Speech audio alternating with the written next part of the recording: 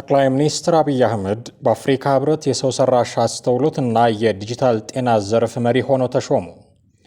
ሹመቱ የተሰጠው ጠቅላይ ሚኒስትር አብይ አህመድ በዘርፉ ላሳዩት አመራርና ኢትዮጵያ በአህጉሩ የሰው ሰራሽ አስተውሎትንና የፈጠራ ስራዎችን ለማስፋፋት እየተገበረች የምትገኘውን የላቀ ሚና እውቅና ለመስጠት ነው። በተላከው የሹመት ደብዳቤ ላይ የሚከተለው ሰፍሯል። የተከበሩ የእርስዎ ዲጂታል ትራንስፎርሜሽን እና አዳዲስ ቴክኖሎጂዎችን ለማስፋፋት ያደረጉት አመራር ሰው ሰራሽ አስተውሎት ለአፍሪካ ሉዓላዊነት፣ ለውጤታማነትና ለአሳታፊ እድገት ቁልቁል መሳሪያ ሆኖ እንዲያገለግል በማስቻል ረገድ ትልቅ እገዛ አድርጓል። ስልታዊ በሆነ መልኩ የቴክኖሎጂ ነፃነትን እና አቅምን ለመገንባት የሚያደርጉት ተከታታይ ቅስቀሳ አህጉሩ በኃላፊነትና በፍትሐዊነት በታጀበ የሰው ሰራሽ አስተውሎት አጠቃቀም ረገድ በዓለም አቀፍ ደረጃ ግንባር ቀደም እንዲሆን ከፍተኛ አስተዋጽኦ ይኖረዋል። ባለፉት ጥቂት ዓመታት በጠቅላይ ሚኒስትር አብይ አህመድ አመራር ኢትዮጵያ በዲጂታላይዜሽን እና በሰው ሰራሽ አስተውሎት ዘርፎች ያስመዘገበችው እድገት ከፍተኛ አፈጻጸም እያሳየ ነው።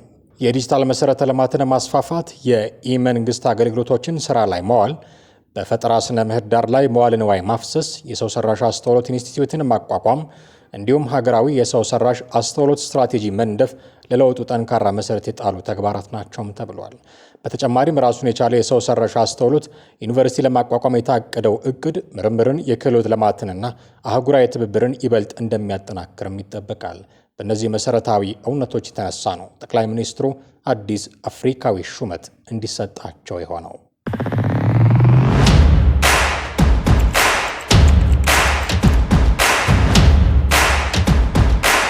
የቀድሞው የሰላም ሚኒስትር ዴኤታና የኦሮሚያ ምክር ቤት አባል የነበሩት አቶ ታዬ ደንደአ ላይ ቀርበው የነበሩ 3 አዳዲስ ክሶች ለጊዜው ተቋረጡ።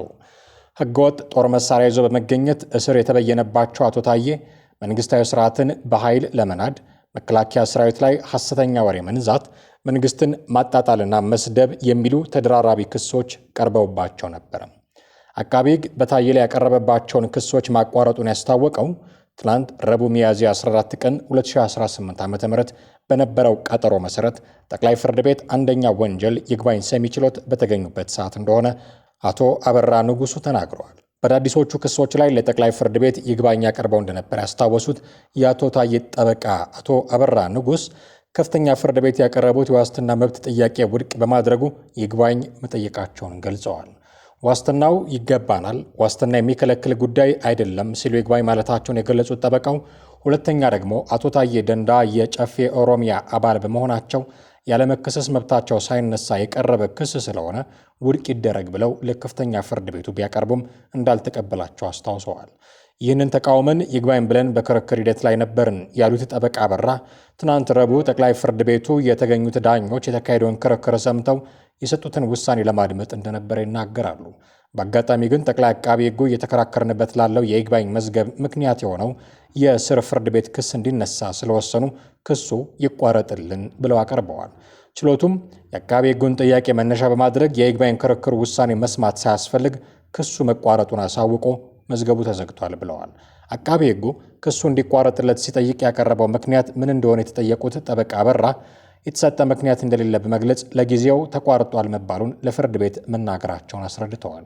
ጠበቃው አቃቤ ሕግ ያቋረጠው ለከፍተኛው ፍርድ ቤት ክርክር መነሻ የሆነው በስር ፍርድ ቤት የተመሰረተ ክስ በመሆኑ ከዚያ ቀጥሎ ያሉት የይግባኝም ይሁን ሌሎች ተያያዥ የክርክር ሂደቶች ይቆማሉ ሲሉ የፍርድ ቤት ውሳኔውን አብራርተዋል። ለዚያ ነው እንግዲህ ይህ ጠቅላይ ፍርድ ቤት ይግባኝ ሰሚ የመረመረው ቢቆይም ዋናው የስር ፍርድ ቤቱ ክስ በመቋረጡ ምክንያት የይግባኝ ክርክሩም ውሳኔ መስጠት ሳያስፈልግ አቋርጠውታል። ክስ ማቋረጥ የጠቅላይ አቃቤ ሕግ ስልጣን ነው ያሉት ጠበቃው የተቋረጠበት ምክንያት ተጠቀሰም አልተጠቀሰም ክስ ተቋረጠ ማለት ክስ አይንቀሳቀስም ማለት አይደለም ብለዋል። ትናንት በነበረው ቀጠሮ ላይ አቶ ታዬ ደንደአ ቀርበው እንደነበር የተናገሩት ጠበቃቸው ለምን የኔ ክስ ይቋረጣል የሚል ጥያቄ ማቅረባቸውን ተናግረዋል። ይግባኝ ባይ ያለ ይግባኝ ባይ ካላቋረጠው አይቋረጥም ተብሎ ስለሚታሰብና ይህንን ስለሚያውቁ ነው እንደዚያ በማለት የጠየቁት ያሉት ጠበቃው ሆኖም ግን የዚህ ይግባኝ አቤቱታ እንዲቋረጥ የተደረገው በስር ፍርድ ቤት ክስ ከሳሽ አቃቤ ሕግ ስላቋረጠ መሆኑን ሲገባቸው ቅሬታቸውን አንስተዋል ብለዋል። አቶ ታዬ ሕገወጥ የጦር መሳሪያ ይዞ በመገኘት ባለፈው ታህሳስ ወር ላይ የ7 ዓመት ከ2 ወር እስር ተፈርዶባቸው ነበረ።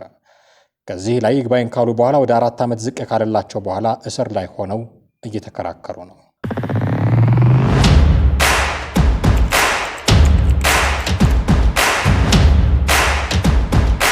በአወዛጋቢዎቹ የምዕራብ ትግራይ አካባቢዎች የሚገኙ የትግራይ ተወላጆች መታወቂያ እንዳያገኙና ፈቃድ ሳይኖራቸው ጉዞ እንዳያደርጉ የሚከለክሉ አድሏዊ አሰራሮች ተዘርግተዋል በማለት ሂውማን ራይትስ ዎች ከሰሰ።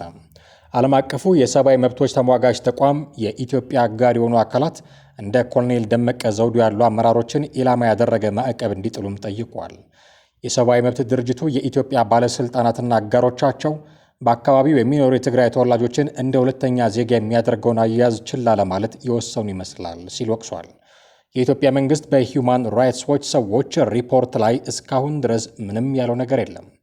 ሂውማን ራይትስ ዎች ከትግራይ ጦርነት መነሳት ወዲህ በአማራ ክልል በተዋቀረው የወልቃይት ጠገዴ ሰቲት ሁመራ ዞን ስር በሚተዳደሩት አካባቢዎች በሚኖሩ የትግራይ ተወላጆች ላይ ይፈጸማል ያለውን ግፍ የዘረዘረው ባወጣው መግለጫ ላይ ነው። ተቋሙ ሪፖርቱን ሲያወጣ የአማራና ትግራይ ክልሎች የይገባኛል ጥያቄ በሚያነሱባቸው አካባቢዎች ይፈጸማሉ ስላላቸው ጥሰቶች ሪፖርት ያዘጋጀው ስፍራው ላይ የሚገኙና ከወራት በፊት የተሰደዱ ነዋሪዎችን በርቀት አነጋግሮ መሆኑን ገልጿል።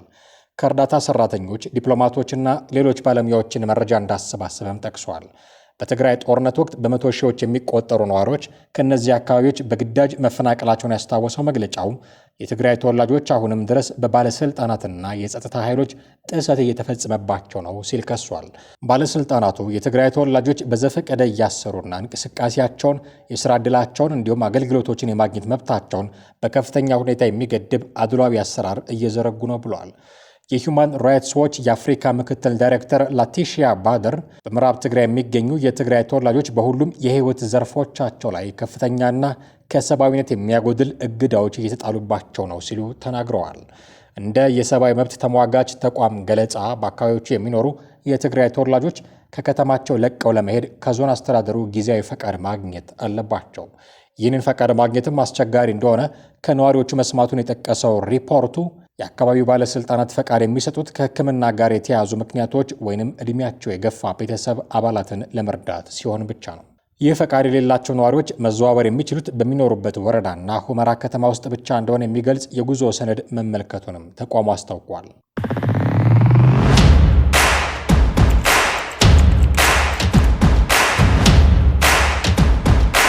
ፕሬዚዳንት ዶናልድ ትራምፕ የተኩስ አቁም ስምምነቱን ያራዘሙት በጦርነቱ የተጎዳው የኢራን አመራር በመፍረክረኩና ግጭቱን ለማስቆም የሚያስችል ምክረ ሀሳብ ለማቅረብ ጊዜ ስለሚያስፈልገው መሆኑን ተናገሩ።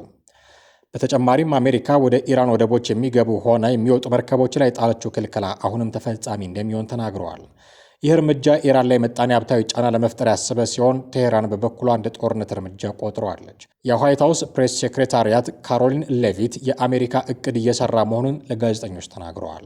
በዚህ እገዳ ኢኮኖሚያቸውን ሙሉ በሙሉ አንቀን ይዘነዋል፣ በቀን $500 ሚሊዮን እያጡ ነው፣ የሃርግ ደሴት ሙሉ በሙሉ ሞልቷል፣ የነዳጅ ዘይት ማስገባትም ሆነ ማስወጣት አይችሉም ብለዋል። ፕሬዚዳንት ትራምፕ በእነሱ ላይ ባደረሱት በዚህ የኢኮኖሚ ጫና ምክንያት ለሰራተኞቻቸው እንኳን ደሞዝ መክፈል አይችሉም ሲሉም ገልጿል። የተራዘመው የተኩስ አቁም ስምምነት የሚያበቃበት ቀን ባይቀመጥም ኢራን የሆርሙዝን የባህር ወሽመጥ ዳግም እንደማትከፍት በመግለጿ ሁለቱ ወገኖች ተፋጠዋል። ዋይት ሀውስ ትራምፕ በሁኔታው ደስተኛ መሆናቸውን ሲገልጽ አሜሪካ አሁንም ወሽመጡም ሆነ የኢራን ጉዳይ በቁጥጥሯ ስር እንደሆነ ገልጸዋል። ኔታንያሁ በኢራን ላይ አስደንጋጭ ማስጠንቀቂያ ሰጡ። ዓለም አቀፍ ጥፋት ሊከሰት ይችላል ብለዋል።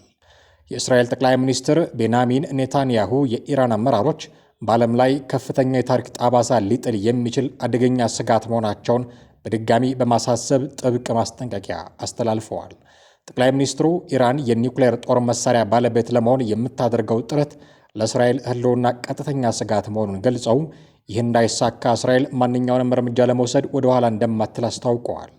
ኔታንያሁ በተደጋጋሚ እንደሚሉት የቴሄራን የኒውክሌር ፕሮግራም ካልተገታ መላው የቀጠናው ደህንነት አደጋ ላይ ይወድቃል። ይሁን እንጂ የኔታንያሁ ተቺዎች ይህ አይነቱ ጠንካራና ተከታታይ የቃላት ጦርነት ቀድሞውን የሻከረውን የቀጠናውን ውጥረት ይበልጥ ሊያባብሰውና ወደማይፈለግ ግጭት ሊያመራ ይችላል በሚል ስጋታቸውን እየገለጹ ነው። እስራኤል በበኩሏ የኢራንን የኒውክሌር ዝግጅት ለማደናቀፍ በዲፕሎማሲውም ሆነ በሌሎች አማራጮች እንደምትገፋበት በጽኑ እያሳሰበች ነው።